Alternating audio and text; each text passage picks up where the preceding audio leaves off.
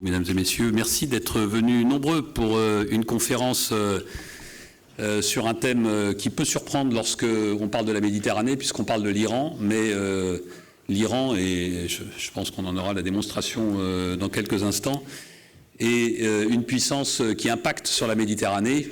Les deux grands sujets qu'on traite très souvent dans cette enceinte, dans ces conférences sur la sécurité en Méditerranée, c'est la zone de friction entre deux mondes. Et l'Iran participe à cette zone de friction, puisqu'il y a quelques années, en 1979, elle a déclenché, avec sa révolution iranienne, un mouvement culturel et religieux, identitaire extrêmement fort, qui marque nos sociétés et les clivages autour de la Méditerranée. Et puis le deuxième facteur qui a un impact sur la sécurité dans cette région, c'est le retour des puissances. Et l'Iran est une puissance moyenne mais émergente, extrêmement forte. Et là aussi, son jeu d'acteur, son jeu de puissance intervient et joue un rôle important dans notre zone traditionnelle d'études, j'allais dire, la Méditerranée, dont la FMES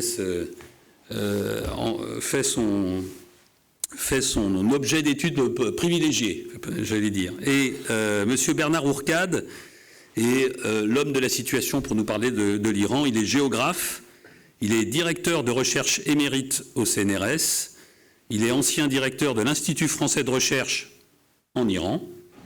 Il était là pendant la révolution islamique, la révolution iranienne, entre 1978 et 1993.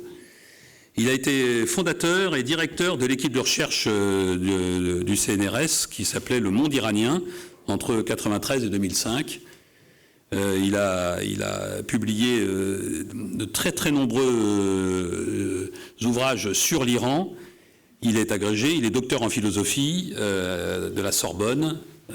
C'est un expert qui est déjà venu intervenir dans le cadre des FMES il y a quelques années. Je vous remercie beaucoup d'avoir accepté de revenir nous parler de cet enjeu clé pour notre sécurité. Je vous passe la parole. Merci. Merci Amiral, et c'est un plaisir d'être à nouveau à Toulon. J'ai souvent passé mes vacances dans la région et j'ai toujours plaisir à venir sur les rives de la Méditerranée qui sont effectivement loin de l'Iran, mais on va le voir, les relations Méditerranée-Iran ne sont pas tout à fait inexistantes. Et je vais essayer d'être pas trop passionné. L'Iran est un pays passionnant, on a des avis sur l'Iran qui sont définitifs, pour ou contre. Mon travail en tant que chercheur en sciences sociales, c'est de comprendre comment ça marche. Est-ce que c'est bien ou est-ce que c'est mal? Ça, c'est les politiques qui le diront, le citoyen qui peut le dire. Essayons de voir comment ça fonctionne. Et actuellement, il faut bien le dire, l'Iran fonctionne assez mal. Et je voulais commencer cet exposé en pensant à mes deux collègues, Fariba Adelkhah et Roland Marchal, qui sont en prison en Iran depuis le 5 juin dernier. Fariba, on vient de l'apprendre hier, a arrêté enfin sa grève de la faim parce qu'elle était vraiment au bout du rouleau et était en danger de mort. Cela dit, on ne sait pas sérieusement pourquoi ils sont en prison. Ils sont attentats à la sécurité de l'État. Bon, c'est absurde. Pourquoi, comment sont-ils arrêtés, on n'en sait rien. Mais c'est la première fois qu'on prend des chercheurs en otage comme cela, et donc de façon corporatiste, on défend les collègues, et on s'inquiète aussi pour la recherche en sciences sociales. Moi-même, je suis interdit de séjour en Iran, et donc beaucoup de chercheurs ne peuvent pas y travailler. Or, cela nuit, je crois, à la compréhension de l'Iran à l'extérieur, mais ceci est une autre affaire. Alors, je voudrais commencer aussi en vous montrant ce texte, qui dit ceci. « Il se peut que certains pensent qu'il faut affaiblir la République pour renforcer l'islam. Mais avec tout le respect que j'ai pour ces amis, je leur dis qu'ils se trompent et que l'affaiblissement de la République ne mène pas au renforcement de l'islam. La République et l'islam sont côte à côte. Il faut à la fois la diplomatie et la résistance, l'interaction avec le monde et la résistance, l'autosuffisance et le commerce extérieur. » C'est le discours du président Rouhani avant-hier, lors de la célébration de l'anniversaire de la révolution islamique. Le président de la République est amené en Iran à dire attention, nous avons fait la révolution, et cette photo vous montre, extraite d'un bouquin très intéressant fait par Michel Sedboum sur la révolution iranienne. C'était un photographe qui a été jeune photographe pendant la révolution. Il a fait beaucoup de photos, et la plupart des photos internationales de la révolution étaient faites par lui. Il les a redessinées de façon originale. Cette révolution a été faite à l'époque, on y reviendra, au nom de le slogan, c'était « Indépendance, liberté, république, islamique. Il y a 4 mots. Islam, c'est le dernier. Mais indépendance, liberté, république. Et donc cette convergence entre plusieurs forces, plusieurs idéologies, plusieurs utopies différentes était le ciment qui a permis de renverser le Shah. Il fallait vraiment un consensus pour cela. Et donc on associait notamment islam et république. C'était naïf, faux, c'est une autre histoire. Mais c'était au moins l'utopie du moment. Et actuellement, on en est en Iran à dire, certains disent, non, il faut séparer République et Islam, c'est-à-dire remettre en question la révolution khoméniste, fondateur de la République islamique. Donc on voit bien que le système est au bord de la fracture, puisqu'au cœur du système, ils envisagent de le faire éclater. Donc cette difficulté est liée au fait qu'en Iran, on dit que c'est un pays islamique, et on voit l'Iran islamique. C'est vrai. Le turban, les mollahs, tout ça c'est un élément important, le tchador des femmes, c'est un élément essentiel. Mais l'identité iranienne est beaucoup plus complexe comme celle de n'importe quel pays. Et de ne voir que l'islam, c'est une erreur d'analyse, une erreur d'aveuglement. En effet, l'identité politique de l'islam, de l'Iran, est au moins autour de 3 facteurs, qui sont le nationalisme, j'appelle le I de Iran, l'islam, le I de islam, et la mondialisation, le I de international, les 3 I, Iran, islam, international. Et ces trois facteurs se combinent, sont divergents, s'associent l'un avec l'autre, islam et république, contre la mondialisation, le nationalisme et la mondialisation à l'époque du Shah contre l'islam. Bref, on a 3 facteurs qu'il faut peser pour savoir lequel l'emporte et comment ils se marient en fonction des circonstances, en fonction des éléments. Et donc pour comprendre ce qui se passe, il faut effectivement regarder les choses dans le détail. Vous voyez cette photo par exemple des obsèques du général Soleimani, on reviendra sur ce personnage tout à l'heure. Soleimani donc a été assassiné par un drone américain il y a maintenant bientôt un mois. Il est mort donc en Iran en héros de l'islam qui allait combattre Israël, etc., etc. Le jour de ses obsèques. Et donc on pensait qu'il y allait avoir des manifestants soutenant l'idéologie islamique radicale de l'Iran, et ça compte en Iran, il y a au moins 15-20% de la population, à vue de nez, qui soutient cette idéologie islamique radicale, incontestablement. Mais on a vu aux obsèques beaucoup plus de monde que cela. Pourquoi ? Parce que Soleimani était aussi un général de la République, qui a défendu la patrie contre Daesh, qui menaçait en Irak d'attaquer l'Iran. Et donc il était vu également comme un général républicain et un général islamique. Et les 2 facteurs, islam et nationalisme, se sont réunis pour célébrer ces obsèques dans tout le pays, qui ont dépassé les attentes même du gouvernement très islamique qui pensait avoir du monde dans les rues, mais pas autant que ça. Et donc ceci nous montre bien que les choses sont plus complexes et qu'on y reviendra. La disparition de Soleimani, on dit bon débarras, c'est un leader islamique terroriste qui est de moins, c'est tout ça de gagné. Erreur, parce que c'est aussi un général qui défendait la République d'Iran. Qu'elle soit islamique, c'est une chose, mais c'était plus compliqué que ça. Et donc, peut-être qu'on a eu tort de défendre quelqu'un qui était à la fois islamique et républicain. On y reverra ça dans un instant. Alors, cela dit, les choses sont assez compliquées en Iran, parce qu'il y a effectivement une culture islamique extrêmement lourde dans l'Iran d'aujourd'hui. Le tchador des femmes, le voile imposé aux femmes, n'est que l'aspect le plus symbolique, le plus oppressant. C'est un symbole extrêmement agaçant, extrêmement pénible, symbole de l'oppression des femmes, etc. Mais ce n'est pas le pire. Ce n'est pas le pire. Parce que quand vous voyez ces 2 photos d'une assemblée de nobles religieux, d'un côté, et à côté, vous voyez une scène de femmes qui sont pour la première fois autorisées à un match de foot, 2 sociétés qui effectivement ne se comprennent pas. Or, les 2 sociétés sont en Iran.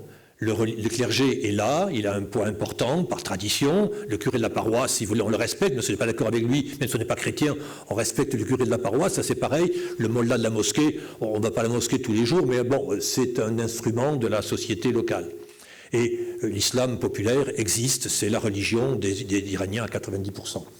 Mais à côté, le combat des femmes iraniennes, la volonté de vivre aujourd'hui, là l'exemple du foot n'est qu'un élément, montre qu'il y a effectivement une rupture très importante entre ces 2 ensembles.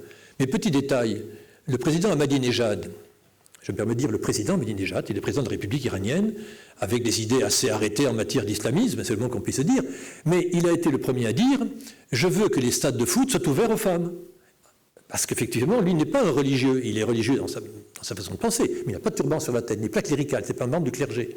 Et il est conscient que lui, il aime bien le foot, il veut bien y aller avec sa fille et sa femme, avoir un match de foot, normalement. Sa femme s'adore, bien évidemment, mais au moins aller voir le match de foot. Mais ceci est inacceptable par les religieux, qui ont dit non, tu es président de la République, mais tu dois m'obéir à moi, chef religieux, les femmes ne vont pas au stade de foot. Et le président Ahmadinejad a dit d'accord, j'accepte la supériorité de l'islam en ce domaine, et les femmes ne sont pas allées au match de foot. Cette dualité, elle est très profonde, elle est constante en Iran, ce qui fait que la société iranienne, sur laquelle on reviendra dans un instant, qui est très dynamique et ouverte, trouve que cette tutelle de l'islam ordinaire est un peu insupportable et en dehors du problème. Un petit peu comme à l'époque du Shah, où la nouvelle bourgeoisie du Shah trouvait que l'interdiction d'avoir un parlement au suffrage universel était un peu idiot, parce que je suis désormais ingénieur, je suis capable de savoir ce qui est bon pour mon pays, donc d'avoir des élections au suffrage universel ne pose pas de problème, et au contraire, ça pourrait renforcer le régime impérial. Le Shah ne l'a pas fait, et cet agacement contre l'absence de liberté politique a été un facteur qui a uni un peu tout le monde pour renverser le Shah. Et aujourd'hui, cette opposition à l'islam ordinaire de 41 ans, pose des problèmes. D'autant plus que l'Iran est le pays du pétrole. C'est le premier pays de la région où on a découvert du pétrole en 1908. Autrement dit, l'Iran est impliqué dans l'international, dans le monde capitaliste international, dans le monde de l'impérialisme international, le plus ancien du Moyen-Orient. Et ça compte dans l'expérience iranienne. Et donc, en Iran, l'ouverture internationale, elle n'est pas extérieure au pays, ce n'est pas une importation extérieure, non, le pétrole, il est sorti du sol iranien. Et donc, l'international, l'ouverture internationale, elle est intrinsèque, elle est composante même de l'identité iranienne. Le problème, c'est le poids que l'on donne à cela, ou le contrôle de cela, etc. C'est le jeu entre islam, nationalisme et ouverture internationale. Alors, ces trois éléments de l'identité iranienne sont évidemment constitutifs de toute activité en Iran. Si vous avez un ami iranien en face de vous, bonjour, ça va, oui. La question que vous posez pour savoir cette personne que vous ne connaissez pas, quel est le pourcentage de nationalisme d'Iran qu'il a en lui, son pourcentage d'islam qu'il a en lui, son pourcentage d'ouverture internationale? Quel est la mix qu'il y a entre ces trois éléments? Et ça vous aidera à comprendre comment lui parler. J'ai vu des gens, une fois c'était des gens de chez Renault, je trouvais des gens de chez Renault qui travaillaient, c'était en 2003, qui partaient en Iran, ils m'ont dit, l'ingénieur chez Renault, on a trouvé un ingénieur très bien, il parle français, anglais, allemand parfaitement, il déteste les mollahs, mais enfin il est l'envoyé d'entreprise iranienne d'automobile pour parler, négociation, il discute, etc. Et on va se faire avec lui un bon partenaire. D'accord, parfait, mais il a des relations avec le clergé? Non, aucune relation avec le clergé. Ah bon? Et vous pensez que pour construire une usine avec Renault en Iran, vous pouvez construire une usine aujourd'hui, si vous n'êtes pas un oncle ayatollah ou un grand-père qui est ou un parent, un cousin dans le Parlement islamique. C'est utopique. Ne cherchez pas ça, c'est pas la peine. C'est un mauvais partenaire d'avoir quelqu'un qui est à 90% international et qui ne connaît pas l'Iran aujourd'hui et toutes les relations qu'il faut, comme dans tout pays du monde, pour savoir comment ça fonctionne. Il faut connaître le pays. En matière internationale, c'est un peu pareil. Et donc, ces trois cercles, ces trois périmètre de l'Iran, national, islamique et international, on peut les représenter sur une carte. L'Iran, c'est un pays qui a d'abord un problème de géopolitique nationale, il a 15 pays frontaliers, on va le voir tout dans un instant. Deuxième cercle, le plus grand, le cercle du monde musulman, qui est également un cercle dans lequel l'Iran, historiquement, a un rôle à jouer, il a joué son rôle, donc il faut tenir compte de cette deuxième sphère, qui peut être en contradiction avec la première. Et troisième cercle, le cercle international, l'Iran vend du pétrole, est en relation avec les États-Unis, la Chine, la France, l'Europe, depuis longtemps, il n'y a pas que le pétrole qui y joue.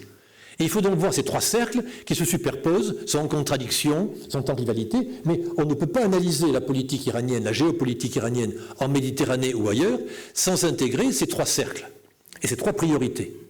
Si l'Iran s'intéresse à la Méditerranée ou à la Chine, il faut voir quelle est la dimension nationaliste de l'Iran dans ce domaine, sa dimension islamique dans ce domaine, sa dimension internationale dans ce domaine.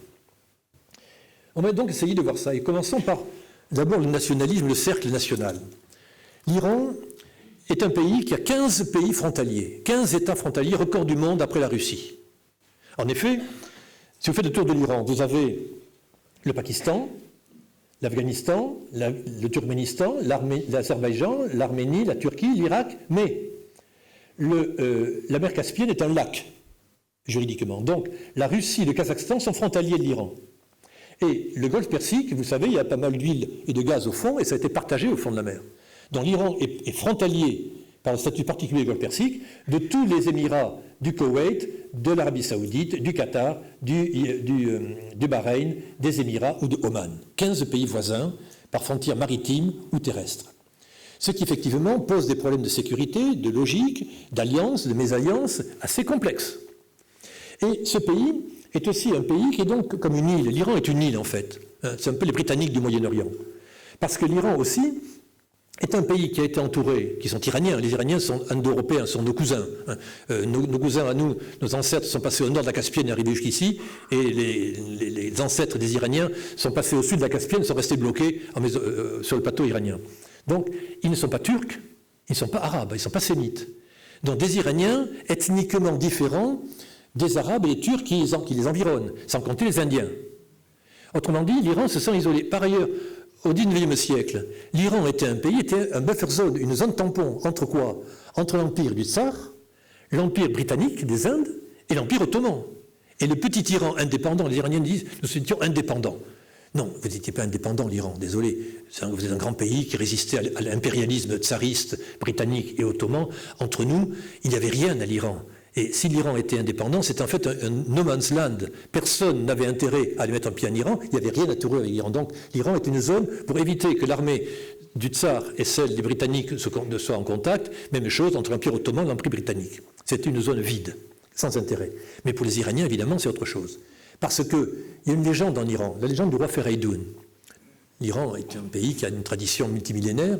Et dans le livre des rois de Ferdowsi, qui raconte l'histoire mythique de l'Iran, le bon roi Fereydoun contrôlait le monde entier, évidemment. C'est un très bon roi. Sentant sa mort prochaine, il fait venir ses trois fils. À Touraj, il va donner les grandes steppes de l'Asie. Magnifique. Toute l'Asie centrale.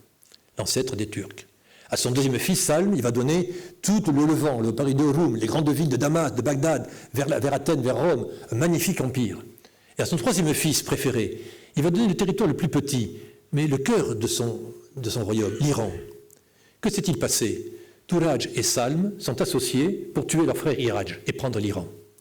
Cette histoire de Iraj, assassiné par le Turc et l'Arabe, les empires voisins, est dans la tête de tous les Iraniens. On apprend ça à l'école. Que vous soyez mollah, général gardien de la Révolution, illettré, paysan dans le fin fond, tout le monde connaît cette histoire-là.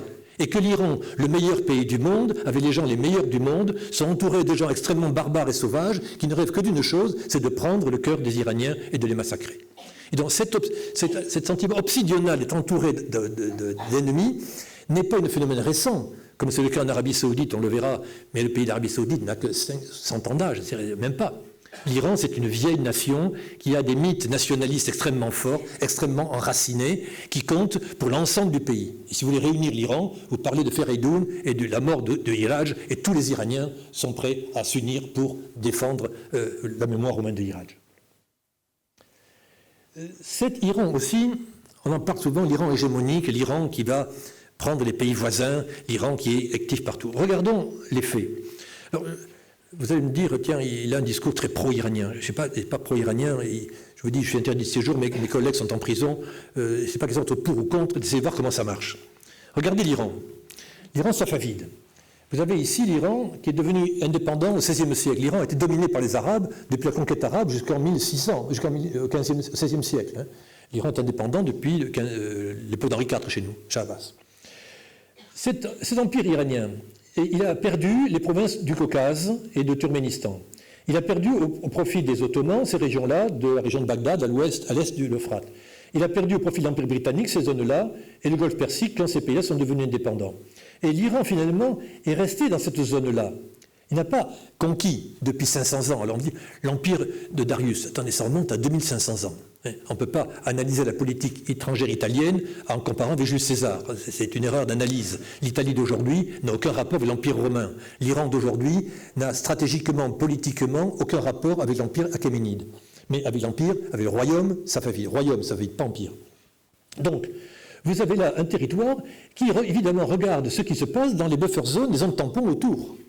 L'Iran, craignant une invasion d'Arabes, d'Irak, craignant une invasion d'Indiens anglais de l'Est, craignant une invasion des Turkmènes aidés par les Russes du Nord, il regarde évidemment avec beaucoup d'attention ce qui se passe alentour. Et ceci n'a pas changé aujourd'hui. C'était le cas à l'époque du Shah ou avant. Toujours, les souverains iraniens ont essayé d'avoir de l'influence, une présence, un moyen de contrôle, regardent avec beaucoup d'attention ce qui se passe sur leurs frontières, sur une zone plus ou moins grande.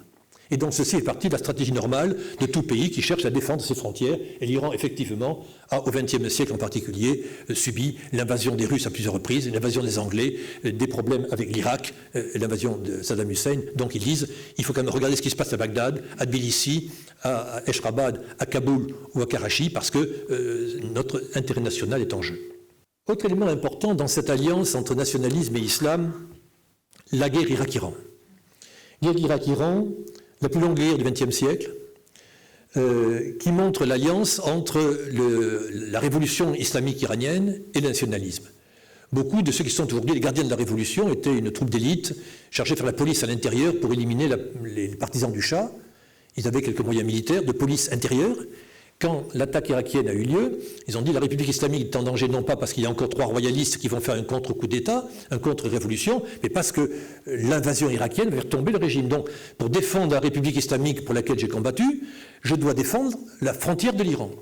Et ainsi, pour la première fois de l'histoire, l'armée du Shah, avec notamment ses militaires, cette milice des gardiens de la Révolution, a combattu pour protéger la patrie contre Saddam Hussein pendant des années.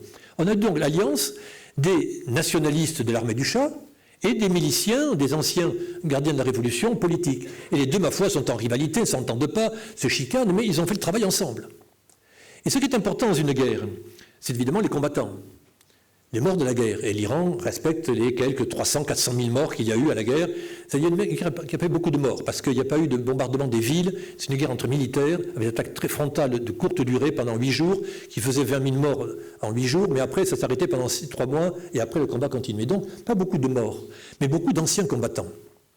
Parce que pendant 8 ans, les 3 millions de personnes mobilisées au front ne sont pas restées 3 millions pendant 8 ans. Ils ont tourné. Notamment les Bassidjis, les miliciens. Il y avait l'armée combattante, et il fallait aussi des gens comme chauffeurs, comme cuisiniers, comme chair à canon éventuellement, pour aider le combat. Résultat, dans tout l'Iran, il y a une mobilisation des forces populaires. Dans un jeune de 18 ans, après son service militaire, il rempilait un petit peu pour être milicien. Ou même s'il n'était pas au service militaire, tout le monde ne le faisait pas en Iran, il s'engageait comme volontaire, comme chauffeur, comme Bassidji. Après avoir passé 6 mois au front, il revient à l'arrière. Il est ancien combattant, a une carte de Bassidji. À ce titre-là, il obtient un crédit pas cher pour pouvoir se marier. On va lui donner une machine à laver et l'avantage. Il aura une bourse pour faire des études. Et ses enfants aussi. Il pourra aussi avoir un emploi réservé. Il y a un concours au PTT pour être facteur. Alors il y a 500 candidats pour être facteur dans le village. Et comme par hasard, c'est moi qui suis pris. J'ai une carte d'ancien combattant, privilège de priorité donnée aux anciens combattants. Résultat, aujourd'hui, 40 ans plus tard, qui est-ce qui est ambassadeur, ministre, directeur d'entreprise? Qui sont les cadres du système? Depuis le ministre jusqu'à son chauffeur, ce sont d'anciens combattants, les vétérans de la guerre. Et les vétérans de la guerre Irak-Iran sont ceux qui aujourd'hui dirigent le pays, le contrôlent, depuis le chauffeur jusqu'au ministre. C'est eux qui tiennent la société. Et c'est normal, dans tout pays, les anciens combattants, on ne dirait pas le contraire en France, où les combattants de 14-18 ont gouverné le pays jusqu'à la Seconde Guerre mondiale, et ceux de la résistance jusqu'en 1980. Bon. On a donc là une réalité qui fait qu'aujourd'hui, quand vous voulez voir la situation politique iranienne, le changement politique en Iran, il faut parler à qui? On parle à ces gens-là. C'est le général Rezaï, qui est un étudiant, qui était berger. Hein, il était berger ordinaire, il a fait quelques études, et est devenu le commandant-chef des gardiens de la Révolution pendant 20 ans. C'est lui le héros de la guerre, le Bonaparte iranien. Mais Ghalibaf, qui est ici, qui est un jeune étudiant en dentiste, il a été celui qui a libéré Roland Char. Il a fait, comme jeune général, 80 000 prisonniers irakiens dans la journée. Il a libéré le territoire national. Ce n'est pas rien. C'est Bonaparte au pont d'Arcole. Bon. Vous avez Jalili, plus modeste, mais il a perdu une jambe à la guerre. Et puis Safavi, commandant en chef des gardiens de la Révolution, après Rezaï, qui est également un des héros de la guerre. Ces gens-là, aujourd'hui, les trois sont des collègues géographes, sauf Jalili, qui a fait du droit. Mais Ghalibaf, c'est mon collègue à l'université de Téhéran, Safavi également, et Rezaï à l'université Azad. Et après la guerre, ils ont fait des études, passé un doctorat, et à la retraite, ils sont un peu comme moi, ils font des conférences, ils sont là, ils sont dans les systèmes universitaires. Et ils ont un rôle important. Ils sont conseillers du guide, ils ont un rôle important encore, universitaire, anciens combattants, et dans le système. C'est eux qui contrôlent, qui ont la décision, quand une influence, ils ont un poids.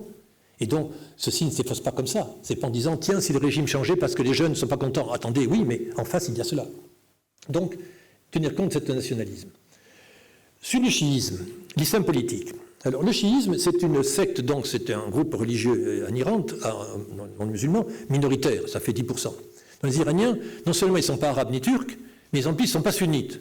Non, c'est une double minorité qui fait. En plus, ils sont sur un territoire perché sur le plateau iranien. Et c'est le seul État chiite, avec Bahreïn. Bahreïn est sunnite politiquement, mais sociologiquement chiite. Donc, les chiites sont en vert foncé ici, avec beaucoup d'exagération. La carte est faite par un chiite militant qui met en chiite tout ce qui n'est pas sunnite radical. Donc il en rajoute un peu beaucoup, il met tout le monde, tout ce qui n'est pas dans la ligne d'Al-Azhar, il le traite en chiite. C'est pour montrer que les chiites sont partout et qu'ils vont contrôler le monde musulman dans 15 jours. Il faut aussi voir les choses de façon plus rationnelle. Quand Khomeini prend le pouvoir, il prend le pouvoir pourquoi ? Parce que les intellectuels de gauche qui ont fait la révolution contre le Shah au début, contre l'impérialisme américain, pour plus de liberté en Iran, pour défendre le développement économique du pays, une minorité de quelques intellectuels de gauche, ça ne fait pas une révolution d'un pays de 50 millions d'habitants. Ne réussissez pas, vous mettez en prison et c'est tout. Les religieux avec Khomeini avaient combattu le Shah pour des raisons plus idéologiques et morales, pas tellement politiques, mais aussi un peu politiques contre les Américains. Il avait une base. Résultat, en s'associant à Khomeini, ce ne c'est pas 3 000 manifestants ou 10 000 manifestants dans les rues, c'est 3 millions. Parce que tout le monde est allé dans la rue, y compris les femmes. Première fois que les femmes de bonne famille, avec leur terre noire, allaient dans la rue pour crier « à bas le Shah ». Ça ne se fait pas. Khomeini a pu faire cela. Et donc, le Shah était mort ce jour-là. Et les intellectuels de gauche qui ont fait la révolution pensaient évidemment, moi en tant qu'ingénieur formé en France, il est évident que Khomeini, tous ces mollahs rétrogrades, je vais évidemment les contrôler rapidement et ils sont sur la touche très vite. Sauf que la guerre Irak-Iran est arrivée et que quand il y a une guerre, tout le monde doit suivre le chef de l'État, on fait taire les oppositions et là toute l'opposition libérale de gauche ou critique a été physiquement éliminée. Il ne restait plus que les religieux qui, ma foi, contrôlent le pays depuis 30 ans. Et cette révolution iranienne a été la première faite du point de vue médiatique. Il y avait les cassettes à l'époque, les mini-cassettes, vous vous souvenez, qui étaient pour la musique, mais qui étaient aussi pour le discours de Khomeini. C'était très moderne à l'époque. Et Khomeini envoyait ces cassettes partout en Iran, et c'était le moyen de diffusion. Première révolution avec les journalistes. Première fois que les journalistes pouvaient, en direct à la radio, parler depuis l'Iran jusqu'en France. Les techniques, maintenant c'est la télévision qui permet cela, par satellite. À l'époque, la radio le permettait. La révolution s'est passée en direct, on voyait les événements. Et le Shah faisait la couverture de Paris Match un trimestre sur 2. Résultat, c'était très médiatisé. Et on voit arriver qui à la place ? Un bonhomme qu'on ne connaissait pas, Ayatollah, c'est un drôle de nom, avec un turban sur la tête. Enfin, c'est médiatiquement surréaliste, extraordinaire, et il fait la couverture des journaux. Il y a eu une surmédiatisation qui est juste, qui correspond à une vraie réalité. L'islam politique prenait racine, à tort ou à raison, il prenait racine. Mais on a regardé cet aspect chiite de façon unilatérale, on n'a regardé que cet aspect religieux. Et donc on a multiplié les études sur l'islamologie, le fonctionnement des ayatollahs, qu'il faut faire, qu'à négliger, mais ce n'est pas peut-être la seule élément. L'autre solution qu'il y avait à l'époque, entre donc le nationalisme iranien d'un côté, l'islam chiite qui est un élément important qui unifie tout l'Iran proche de son nationalisme, c'est l'ouverture internationale. L'Iran, en effet, est un pays qui est intégré dans la vie politique mondiale depuis fort longtemps, à cause du pétrole, je vous l'ai dit, et je passe sur les détails, mais l'accord sur le nucléaire de 2015 est un accord qui permettait de trouver une solution au nucléaire, mais ça les Iraniens s'en moquaient à la limite, c'était uniquement une pression du nucléaire très important, qui a amené tout le monde à s'intéresser à la question, parce qu'une bombe atomique à l'Iran, ça signifiait que les autres pays allaient l'avoir ensuite, c'était vraiment une catastrophe sur le plan géopolitique mondial, la sécurité mondiale. Donc tout le monde s'y est mis pour trouver une solution. La solution proposée par Obama a été de dire, il y a en Iran une société qui est très évoluée, la population est scolarisée massivement, elle produit plus d'ingénieurs que la France, et donc on a là une société qui a des idées d'indépendance, qui a un bon nationalisme sérieux, donc il y a une possibilité de donner le pouvoir, plus d'empowerment, plus de capacité politique et économique et sociale à cette nouvelle classe moyenne iranienne. Par quoi ? Par l'ouverture économique. Et donc l'ingénieur automobile qui est au chômage, et désormais il va travailler chez Peugeot, il va diriger une entreprise de 500 personnes. Bon, cet ingénieur au chômage ne pèse rien politiquement. Je suis directeur d'une entreprise de 500 personnes travaillant avec Peugeot. J'existe.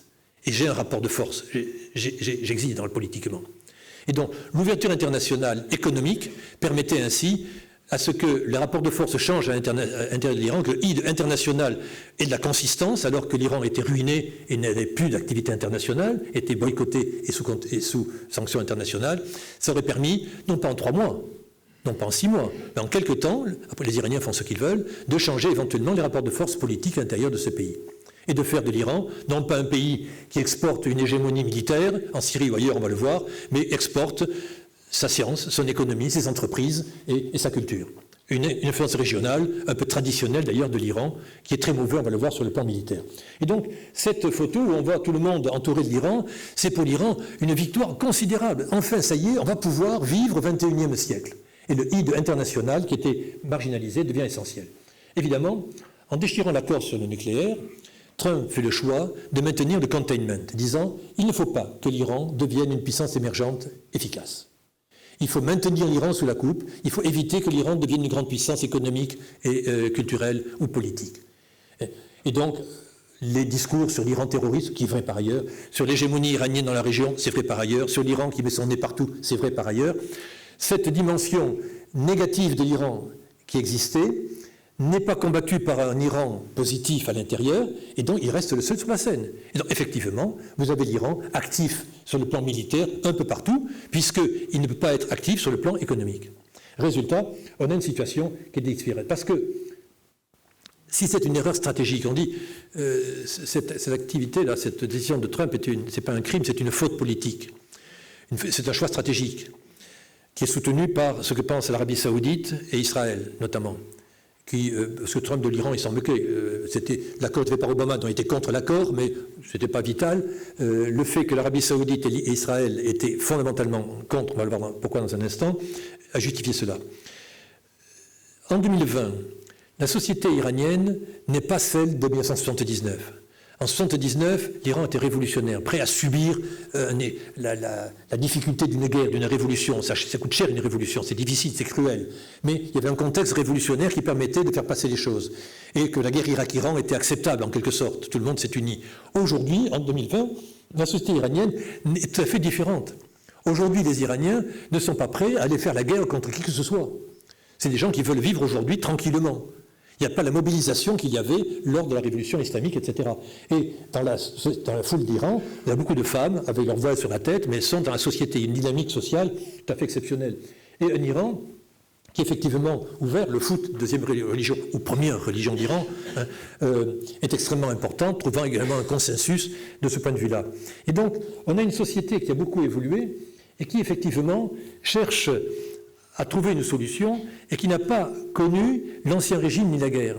Cette nouvelle bourgeoisie moyenne, ce ne sont pas, comme on le voit, et c'est là, je peste quelquefois en regardant la télévision, les vidéos sur YouTube, etc., on voit des Iraniens chez quelque chose de très jolies filles en train de danser le rock dans des tenues absolument extravagantes.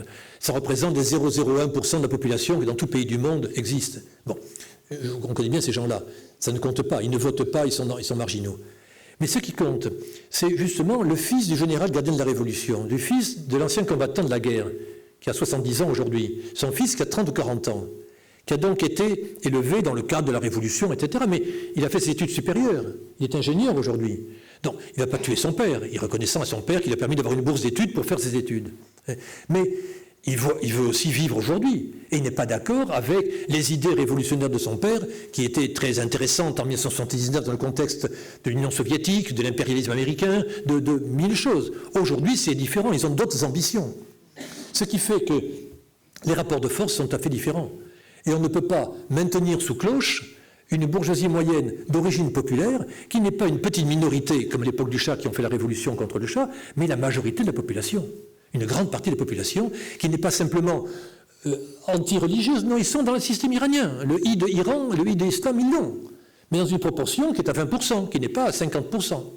Et pour eux, le I de international est à 50%, le I de Iran est à 30%, et le I de l'islam à 20%.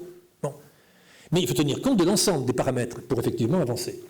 Alors dans ce contexte-là, évidemment, la situation s'est envenimée, parce que ce rapport de force, où on voyait l'Iran, pays émergent, comme l'est le Brésil, le Nigeria, l'Afrique du Sud, la Corée du Sud, la Chine et l'Inde étant un peu à part, vu leur population, on a ces pays post-soviétiques, l'Union soviétique s'est effondrée, les États-Unis et Russie ne sont plus dans le même domaine, ne sont pas capables de contrôler le monde, et les pays émergent. Ils émergent avec beaucoup de difficultés. L'Iran est un de ces pays qui émerge. L'Iran est incontournable, comme on dit. Alors, donnons-lui un rôle à l'Iran.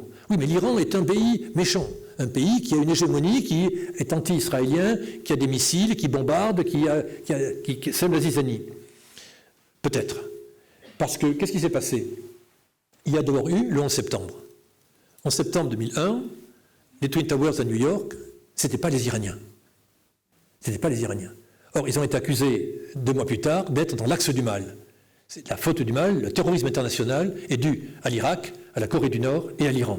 La Corée du Nord, bon, l'Irak, pourquoi pas, et l'Iran. Bon, les Iraniens ont été les premiers terrorisés à l'idée de voir que l'islam politique, qui était pour eux leur précaré, ils étaient capables d'aller poser des bombes rue de Rennes à Paris, de créer le Hezbollah au Liban. Vraiment, ils avaient une activité militaire islamique forte. Ils l'avaient démontré. Ils sont doublés par un groupe de 30 Saoudiens qui ont fait tomber les Twin Towers. Ah, ça, c'est un coup qui a l'honneur de l'islam politique iranien terroriste. Et donc, les choses commencent à changer. Et puis ensuite, passons les étapes, c'était les printemps arabes, 2011. L'Iran voit à ce moment-là, enfin, les frères arabes faire ce que les Iraniens ont fait en 78-79. Il dit, bienvenue au club, nous aussi, nous avons lutté contre l'impérialisme, contre les dictateurs que nous avions, très contents de voir que vous prenez le pouvoir aujourd'hui. Dans tous les pays, même en Syrie. Même en Syrie, qui était pourtant un pays allié de l'Iran, dans la guerre Irak-Iran, ils ont pris des contacts, je le sais, avec les rebelles syriens pour dire, bon, vous prenez le pouvoir, Bachar va tomber dans 15 jours, vous prenez le pouvoir, qu'en est-il de l'alliance avec le Hezbollah, de nos amitiés militaires, nos relations économiques, pour savoir être avec vous ou contre vous. Rapidement, les choses sont envenimées, parce que très rapidement, les islamistes qui vont devenir Al-Qaïda d'abord, puis Daesh par la suite, ont pris de l'importance avec les rebelles syriens. Et les Iraniens ont dit, les rebelles n'ont pas la capacité de faire tomber Bachar. Si Bachar tombe, c'est les islamistes qui vont prendre le pouvoir à Damas. Et les islamistes, s'ils prennent le pouvoir à Damas, ça veut dire qu'ils vont prendre le pouvoir à Bagdad. Les pays Syrie et Irak sont mélangés. Et quand l'État de Daesh se crée à Mossoul et à Raqqa, ça y est, la jonction est faite. Bagdad peut tomber du jour au lendemain. Et Bagdad, moi ancien combattant, je vous le dis, c'est 8 ans de guerre. Pas question que les islamistes saoudiens, puisque pour eux, tout ce qui était djihadiste, c'est saoudien, prennent le pouvoir à Bagdad. Impensable. Donc, qu'est-ce que je fais? Je combats Daesh partout où je peux. Avec qui? Avec Bachar el-Assad, qui est incapable de gérer son pays, qui fait des choses abominables, mais il n'y a pas le choix. Il n'y a que lui. Donc, je soutiens Bachar pour contrer Daesh. Et effectivement, l'Iran est le seul pays de la région, le seul pays musulman à avoir combattu Daesh, avec l'alliance des Américains. Quand Erbil au Kurdistan a failli être pris par les armées de Daesh, le général Soleimani a coupé la route d'Erbil, à 40 km de la ville, avec des bombardiers américains. Et à plusieurs reprises, on sait, les forces françaises, entre autres, ont au Kurdistan travaillé avec les forces de Soleimani ou les forces iraniennes, qui sont des forces qui font la guerre, avec toujours des méthodes qui sont les méthodes de la guerre barbare. Mais ils ont donc combattu Daesh. C'est le seul pays de la région. L'Arabie Saoudite n'a pas envoyé un soldat contre Daesh, pas un seul. L'Iran, oui. L'Iran qui, évidemment, a libéré Alep, avec les méthodes de libération d'Alep. Mais ils ont dit ensuite, quand ils ont libéré Mossoul ou Raqqa, les méthodes étaient un peu les mêmes. La ville était réduite en cendres. Donc, avec Daesh, l'Iran s'est retrouvé à jouer le rôle de défenseur, de principal défenseur des républiques, des peuples, contre l'agression de Daesh et des islamistes radicaux. Et effectivement, aucun autre pays de la région n'a fait cela. La Jordanie avait commencé, vous avez vu, un de ses deux pilotes a été abattu et brûlé de façon cruelle et ignoble par Daesh et s'est retiré immédiatement. Autrement dit, l'Iran se retrouve embarqué dans la guerre de Syrie et d'Irak pour des raisons qui étaient logiques, parce qu'ils voulaient continuer et garder leur relation avec le Hezbollah. Bien évidemment, il ne s'agit pas de perdre ce capital, et donc l'alliance avec Damas était stratégiquement importante. Même si le Shah était revenu demain, il aurait gardé cette alliance avec le Hezbollah et les chiites du Sud-Liban pour avoir un pouvoir politique. Mais ils sont retrouvés dans une guerre, et une guerre qu'ils ne contrôlent pas. Parce que les Iraniens n'ont pas 300 000 hommes pour aller en Irak. Ils ont les forces spéciales du général Soleimani, des forces spéciales, c'est-à-dire 700 hommes, 800 hommes, milliers au maximum. Et après des milices, parce qu'ils n'ont pas assez d'hommes pour occuper le terrain. Des milices qui sont des tueurs. Mais il fallait bien occuper le terrain. Sans soldats, l'armée iranienne ne peut pas intervenir à l'extérieur. Autrement dit, ils sont embarqués dans une situation qui est épouvantable et qui, évidemment, est un engrenage qui va effectivement faire que les forces de Daesh vont être de plus en plus l'objet en Iran d'une lutte nationale contre une force étrangère qui va prendre le pouvoir, les Saoudiens schématiquement, encerclement, et tant pis le Taliban en Afghanistan est en train de se réveiller. Et donc, le général Soleimani devient ainsi, qui est un bon général, le meilleur général au monde, qui est capable de Kaboul jusqu'à Beyrouth d'avoir des interlocuteurs. C'est un bon général qui proche ses troupes, un bon musulman, c'est pas un corrompu. Beaucoup de ses collègues gardiens de la Révolution généraux ont largement mis les doigts dans la confiture, pas lui. Donc il a une bonne image de nationaliste et de bon musulman. Et donc il a un succès exceptionnel, qui est d'ailleurs gonflé par les Israéliens et Américains pour montrer que c'était lui le diable. Et en l'occurrence, il n'était pas, mais il a d'être monté ainsi au pinacle, il a payé de sa vie. Donc, l'engrenage syrien fait qu'un personnage comme Soleimani l'emporte et prend un poids de plus en plus grand à l'intérieur du pays. Et handicape qui ? La bourgeoisie moyenne iranienne, qui, après l'accord sur le nucléaire, se voyait en train d'avoir des accords avec la France, l'Allemagne, les États-Unis, et ne pouvant pas avoir ce développement économique, puisque la guerre en Syrie bloque tout et pose des problèmes politiques graves. La guerre du Yémen est également là, sans compter que l'Iran en Irak est également très présent. Et donc, ces affaires militaires qui étaient parties d'avant et qui sont soutenues par ceux qui, en Iran, sont anti-israéliens radicaux, qui veulent la destruction d'Israël. C'est plus virtuel que les moyens qu'ils en ont, peu importe. Ces radicaux ont eu un regain de puissance contre ceux qui avaient vu l'ouverture internationale à leur porte. Et quand ils voient qu'effectivement, l'accord sur le nucléaire est déchiré, c'est la catastrophe. Alors regardons les choses. Alors on dit maintenant les Iraniens sont partout en Iran. Présence militaire en Irak. Alors on voit des petites bases militaires iraniennes. Ils ont quelques bases, quelques camions avec des missiles proches d'Israël ici. Ils ne sont pas privés d'envoyer quelques missiles, quelques roquettes contre Israël. Bon, c'est pas avec ça qu'ils vont détruire Israël, mais c'est symboliquement. On est à 40 km, on envoie un missile. L'armée iranienne, pour la première fois, envoie un missile sur Israël, symboliquement. Et, résultat, ça a été un tollé général en disant regardez, les Iraniens sont sur la frontière israélienne et on a surexploité cette réalité, cette faute politique de soldats qui sont vainqueurs pour la première fois et qui abusent de leurs armes. Mais intéressant, vous voyez sur un site israélien, on retrouve voici les sites qui pourraient être visés par les attaques israéliennes en Syrie. Autrement dit, on a on ne voit plus l'Iran à ce moment-là que comme ce pays hégémonique qui veut la pieuvre, qui étend son axe chiite, qui contrôle Téhéran, Qom, Bagdad, Damas et Beyrouth. Les choses sont plus compliquées. Et ce nouvel arc chiite, pourquoi le voir chiite ? C'est un fait, mais Damas n'est pas une ville chiite, désolé. Le contrôle politique de l'Iran à Damas, il est ce qu'il est, mais c'est actuellement les Russes qui sont beaucoup plus importants. À Beyrouth, le parti Hezbollah, il manque de gouvernement libanais. Dire que le Hezbollah contrôle tout au Liban, c'est loin de la réalité, même si l'Iran a une influence. Cette influence, elle est politique, elle est celle de l'État iranien. Demain matin, les religieux ne sont plus au pouvoir en Iran. La relation avec Bagdad, nécessaire pour les questions de sécurité, avec Kaboul, avec Damas, ou avec Beyrouth, ou avec Riyad, on le verra tout à l'heure, est importante pour la sécurité nationale. Donc il faut garder, avec les contradictions qu'il y a, ces relations. Et essayer d'éviter le discours qui, effectivement, celui fait par les hypernationalistes iraniens, impérialistes iraniens, il y en a, qui disent « nous allons contrôler le Moyen-Orient, l'Iran, plus grand pays de la région, avec sa science, sa culture et sa capacité, est le seul pays capable de dominer amicalement et démocratiquement toute la région, depuis l'Égypte jusqu'au Pakistan ». Cette idée hypernationaliste, napoléonienne, ne concerne qu'une petite minorité de gens, mais qui est reprise évidemment. Parce qu'en réalité, l'Iran est un pays qui n'est pas impérialiste, il n'a jamais été, mais est un pays qui dispose d'un archipel de minorités pour l'aider. Les Iraniens, dans l'histoire, je vous l'ai dit, n'ont jamais contrôlé le territoire de l'Irak actuel. C'est le contraire. Le pouvoir arabe d'Irak, de Bagdad ou de Damas, qui avait l'Iran dans sa colonie. Il était sous domination arabe. Et l'Iran du XVIe siècle n'a jamais contrôlé l'Irak, ni l'Afghanistan, ni le Turkménistan, ni les régions avoisinantes.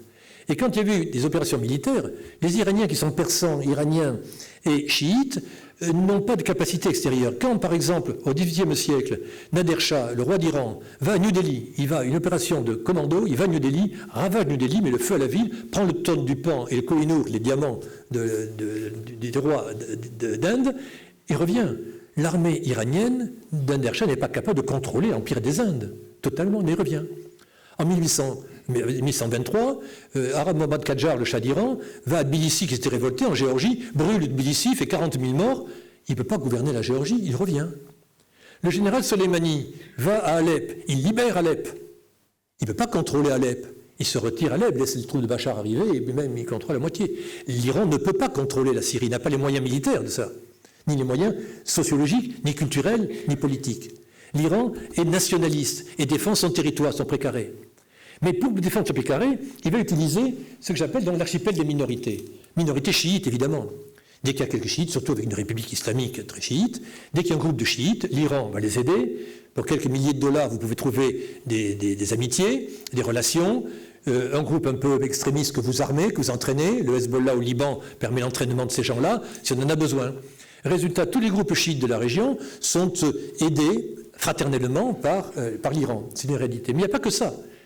Parce que l'Iran soutient également tous les groupes minoritaires ethniques, par exemple.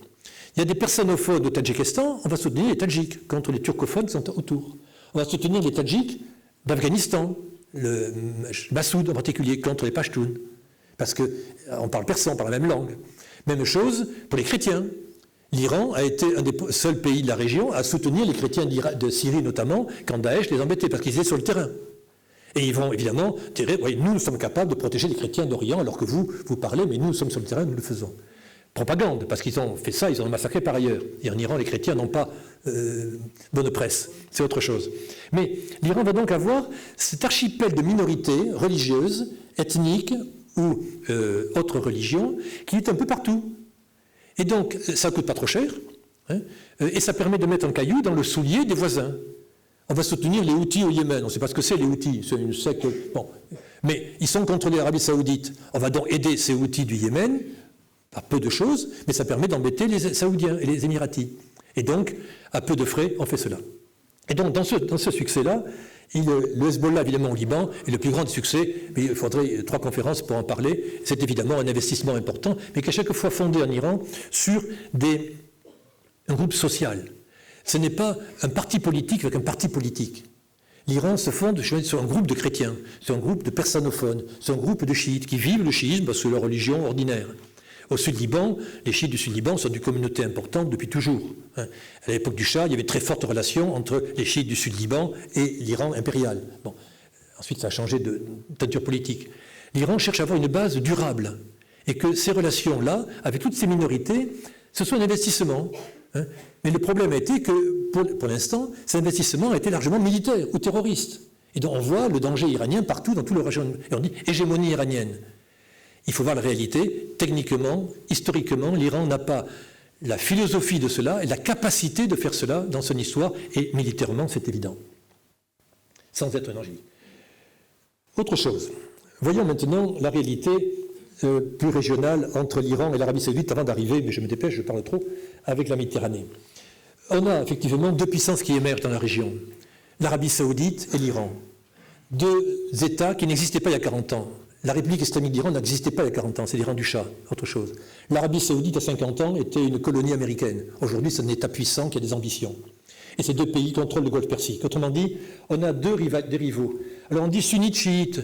Non, ça fait 1400 ans que sunnites et chiites se détestent. Il n'y a jamais eu de guerre entre sunnites et chiites. Pourquoi aujourd'hui, on verrait la rivalité entre 2 pays autour de ça? Ça n'existe pas, arabes et persans. Il n'y a jamais eu de guerre entre arabes et persans. Jamais dans l'histoire. Quand l'islam est arrivé en Iran, il n'y a pratiquement pas eu de guerre. Les Iraniens sont convertis à l'islam très facilement. Donc, on applique des méthodes d'ethnicité ou de religion à une question de politique. Il y a 2 États, l'État iranien, quel que soit son gouvernement, l'État saoudien, quel que soit son gouvernement, qui sont aujourd'hui 2 pays riches, importants en pétrole, qui ont des stratégies, des présences militaires, une histoire, etc., qui font qu'ils sont les 2 côtés du Golfe Persique. Il faut donc trouver une solution, puisqu'ils sont rivaux, ils sont mitoyens. Et donc, si on doit opposer, moi je poserais peut-être un axe des républiques de Kaboul, Téhéran, Bagdad, Damas, Beyrouth et Tel Aviv. Ce sont des républiques. De Oman jusqu'à la Jordanie, vous avez des monarchies. S'il faut 2 oppositions de système politique, c'est plutôt presque là qu'il faudrait voir. Le système politique est différent, même si la République doit beaucoup de guillemets de chaque côté. Donc, essayons d'éviter que ce soit trop religieux. Alors, est-ce maintenant la vengeance de Marathon? Ne pas oublier que les Iraniens sont allés à Athènes, ils ont voulu prendre Athènes, ils l'ont rasé, mais ils sont repartis aussi. À Marathon et Salamine, ils ont été battus. Ils sont repartis. Ils n'ont jamais colonisé la Grèce. Ils n'ont jamais colonisé la Grèce. Donc, est-ce qu'aujourd'hui, on voit maintenant une marche des Iraniens vers la Méditerranée? Cet Iran puissant qui, pour de facto, a une puissance militaire ponctuelle, va aller vers la Méditerranée. Et effectivement, on voit maintenant partout des textes. Alors, sur Internet, je me suis amusé à regarder ça. Ça y est, les Iraniens ont construit une autoroute à 8 voies, 4 voies de chaque côté pour aller à Damas et à Beyrouth et vont transporter des missiles à n'en plus finir pour aider le Hezbollah et bombarder Israël rapidement. Des pipelines, n'en parlons pas, pour exporter le gaz iranien. Il n'y a pas de gaz en Iran, mais ça ne fait rien. Il exporte quand même. Le pétrole iranien qu'on ne peut pas exporter. Bref, des utopies sur le corridor iranien, corridor terrestre. Est-ce que vous pensez que l'Iran, le général Soleimani, qui était le général magnifique, avec ses 700 gardiens de la révolution de la force Rhodes, sont capables de sécuriser une route de Téhéran à Damas? S'ils le font, bravo. Mais bon, soyons sérieux. Bon, c'est utopique. Et de sécuriser une telle zone est impensable. Et donc, alors, on voit par exemple le corridor iranien. Le mot corridor iranien est intéressant parce que c'est le terme qui a été utilisé pour les Américains pour ravitailler Stalingrad par la Seconde Guerre mondiale. Le corridor persan était effectivement la voie qui a permis la victoire de Stalingrad, parce que l'armée américaine et anglaise et britannique utilisait le chemin de fer iranien qui est du Golfe Persique jusque par la Caspienne et ravitaillait ainsi Stalingrad par l'arrière. Et ce corridor iranien, le mot corridor iranien, corridor persan, a été fait, voici la locomotive de l'époque, pour ravitailler. Et maintenant, on dit voici le corridor iranien, on fait un TGV qui fait Téhéran-Damas, comme s'il était fait. Et site internet, ça y est, vous avez pris les horaires de train. Il n'y a rien du tout. Mais on voit l'image et il y a tout un texte sur la construction de chemin de fer, les investissements des gardiens de la Révolution pour construire en 3 ans un chemin de fer à grande vitesse. Enfin, on monte tout un cinéma là-dessus. Mais il y a des choses évidemment plus réelles. Parce que en 2011, 2 navires iraniens ont franchi le détroit de Golfe de Suez, le canal de Suez, et sont allés à l'attaquer en Syrie. Première fois. À l'époque du Shah, il y a quelques navires iraniens, je crois, qui sont allés en Méditerranée, dans le cadre Pacifique, mais la première fois, la marine iranienne fait le tour de l'Arabie, remonte la mer Rouge, franchit le canal de Suez et vont en Méditerranée. Il y avait un ravitailleur, le Karg, et la corvette Arvand. C'est un signe symbolique. Militairement, ça ne comptait pas. Mais ça montrait qu'ils avaient une ambition. Cela dit, elle attaquait, le port est russe, et les Russes ont des facilités, et ils voyaient mal arriver des navires permanents iraniens. Cela dit, ça montre que l'Iran regardait de cette direction-là, parce qu'effectivement, l'ambition iranienne d'avoir des relations avec la Grèce, Alexandre le Grand a dominé l'Iran, a ravagé l'Iran, mais les Iraniens ont récupéré la philosophie grecque. Et les Iraniens se sont dit, nous sommes parmi les meilleurs héritiers de la culture grecque dans le Moyen-Orient, et l'avons même rédistillée ensuite aux Occidentaux par la suite.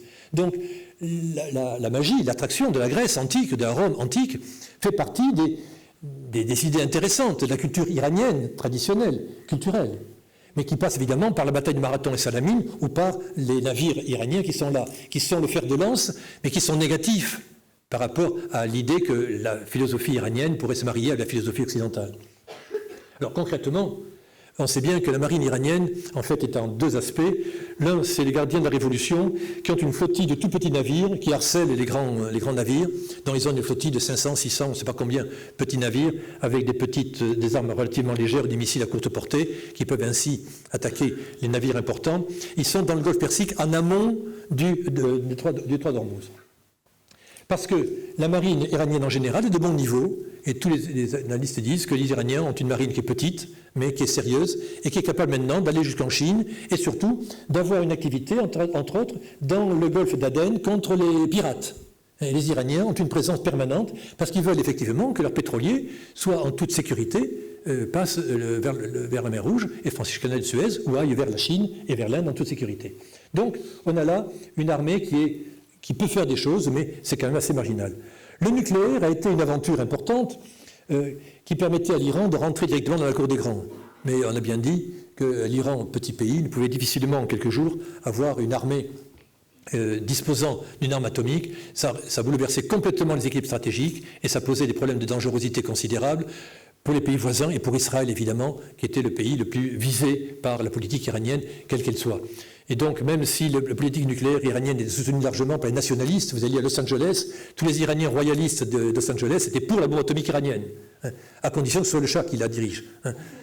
Mais le problème aurait été le même. Alors, la bombe atomique iranienne dirigée par les religieux, ça a doublé le problème. Encore alliance, islam et nationalisme. Mais la bombe atomique iranienne, à mon avis, était dangereuse, pas tellement par l'exagération mythique qu'on faisait, ils vont bombarder Israël demain matin, ça voulait dire qu'ils tuaient beaucoup plus de Palestiniens que d'Israéliens, ça fait partie du discours de propagande, qui avait une base évidemment. Mais le fait que nationalement, il peut y avoir un consensus national pour que l'Iran, grand pays moderne et important, ait une arme atomique. Et ceci reste très ancré en Iran. Donc ceci, heureusement, a été évacué. Par contre, les missiles. Et là, avec les missiles, il y a un autre moyen pour l'Iran d'arriver. La Méditerranée, pour eux, c'est une exportation possible. Mais l'Iran n'a pas de gaz à exporter. L'Iran importe le premier réserve mondiale de gaz. Or, les contrats d'exploitation totale et des autres n'ont pas été mis en œuvre. Donc le gaz, il est là, il n'est pas exploité. Et comme ils ont déjà ils vendent du gaz à Turquie, donc pour vendre le gaz à la Turquie, ils l'achètent au Turkménistan et l'Azerbaïdjan pour le revendre à la Turquie pour honorer leur contrat international. Donc l'Iran n'a pas de pétrole à exporter. L'Iran, à l'époque du Shah, produisait 7 millions de barils par jour. L'Iran, au maximum, produit 3,8 millions de barils par jour quand il produisait au maximum. L'Iran n'est pas capable d'exporter du pétrole plus qu'il ne le fait, et il exporte vers où? Vers la Chine et vers l'Inde et le Japon, pas vers l'Europe qui est fournie en gaz russe pour encore 50 ans. Donc l'exportation de l'Iran vers la Méditerranée, son intérêt économique et stratégique est utopique. Politiquement, il cherche à être là, pour des questions stratégiques, c'est autre chose. Les missiles. Téhéran a été la seule ville du monde, après Londres et Anvers, à avoir été victime d'une guerre des missiles. Londres et Anvers, c'était les V1 et les V2 des Allemands, de Hitler, qui a été durement touchés par la guerre, et Téhéran en 1986, 87, 88. Où Saddam Hussein avait des missiles Scud qui étaient ce qu'ils étaient, mais en nombre suffisant pour tomber sur Téhéran. Près un millier de Scud sont tombés sur Téhéran, et les Iraniens en face avaient quelques Scud achetés à Kadhafi et au Corée du Nord, mais rien d'équivalent.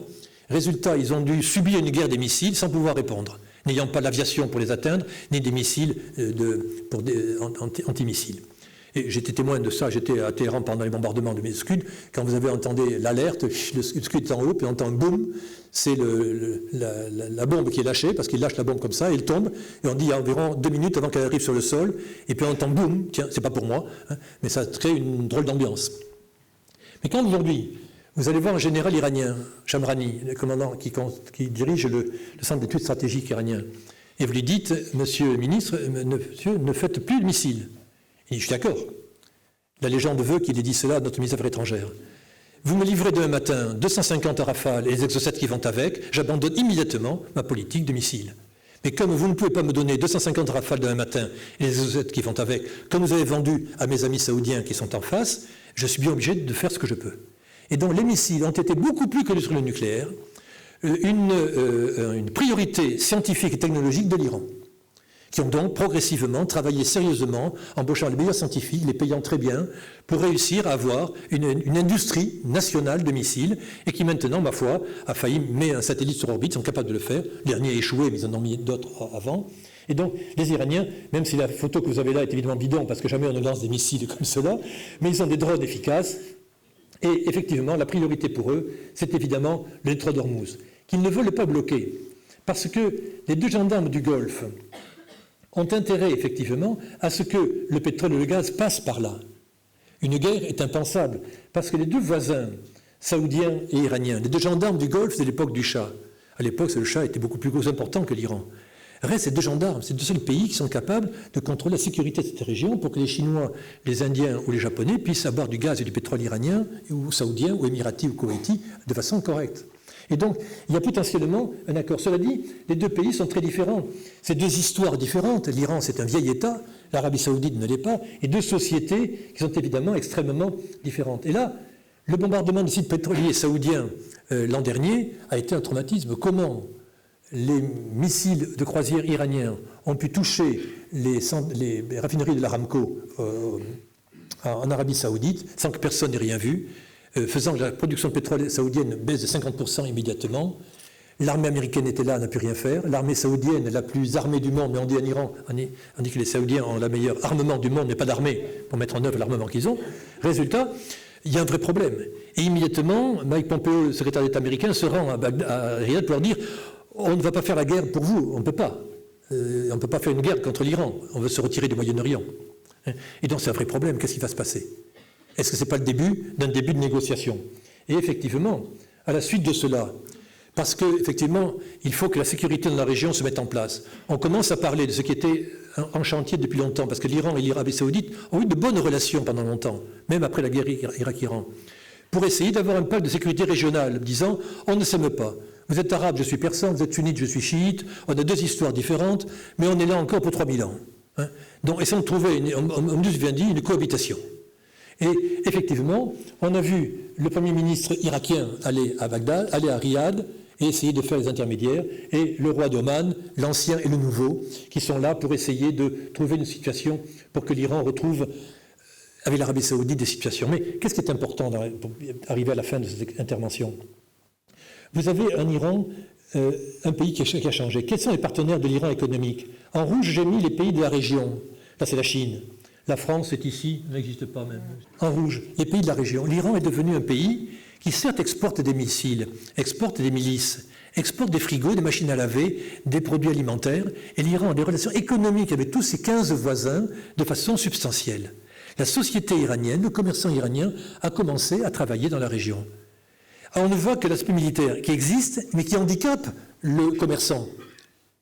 Et qui handicape évidemment politiquement l'ensemble, puisqu'on ne voit que l'aspect militaire de l'Iran, qui est une réalité négative, et qui fait que les sanctions américaines sont là et empêchent le commerçant de commercer tranquillement. Et donc, il y a une vraie difficulté. Alors, qui peut arranger les choses? Poutine, les Français, les Allemands, pas grand monde. Le président Macron a fait ce qu'il a pu récemment. C'est le seul chef d'État occidental ou étranger à pouvoir téléphoner directement au président iranien et lui parler, en lui disant les 4 vérités quand il le faut. C'est un atout extrêmement important, mais pour aboutir, ça ne se fait pas en 5 minutes. Parce qu'en Iran, en plus, la société est mondialisée, elle conteste, elle veut avancer, mais elle ne veut pas de violence révolutionnaire.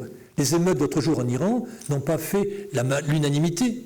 Il y a eu quelques milliers de manifestants ici, 100 manifestants là, répression, 300, 500 morts, mais ce n'est pas avec ça qu'on va pouvoir changer le système iranien. Et donc on a un pays qui est donc en train de construire de l'intérieur, qui est en train d'émerger et est handicapé par cette politique d'extraterritorialité, de présence sans capacité hégémonique réelle en Méditerranée, au Yémen ou en Afghanistan ou dans d'autres pays d'Asie. Pour voir le contre de cela, voici la carte qui a été faite par un militaire américain il y a quelques années en prenant les ethnies et la religion comme division. S'il y a des problèmes, la religion étant au-dessus de tout, on va diviser les gens en fonction de la religion et de leur ethnie.